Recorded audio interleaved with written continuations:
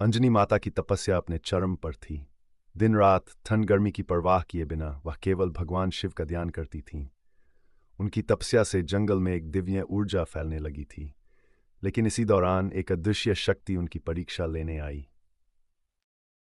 गुफा के बाहर अचानक तेज आंधी आई।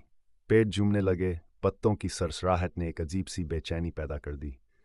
तभी एक गहरी और गूंजती हुई आवाज सुनाई दी। अंजनी, क्या तुम इस तपस्या को पूरा कर पाओगी? तुम्हें अपने विश्वास और धैर्य की परीक्षा देनी होगी। अंजनी माता की आंखें खुली, लेकिन उन्होंने तपस्या नहीं छोड़ी। उन्होंने मन ही मन कहा, हे महादेव, चाहे कितनी ही बाधाएं आएं, मैं अपने लक्ष्य से पीछे नहीं हटूंगी। कुछ देर बाद सब कुछ शांत हो गया।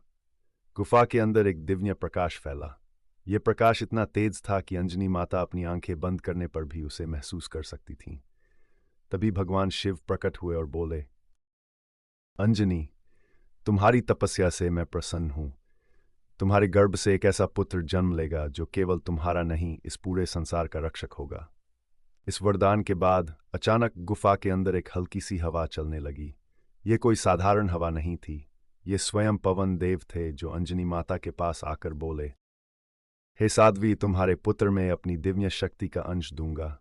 वह तेजस्वी, बलशाली और अजेय होगा।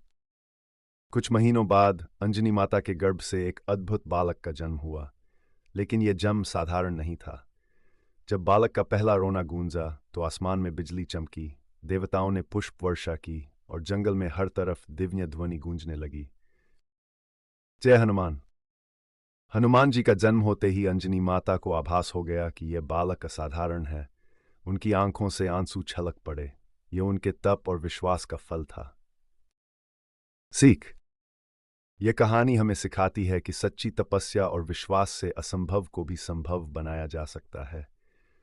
हनुमान जी का जन्म केवल अंजनी माता के तप का परिणाम था, बल्कि यह प्रमाण था कि समर्पण से भगवान भी प्रसन्न होते हैं।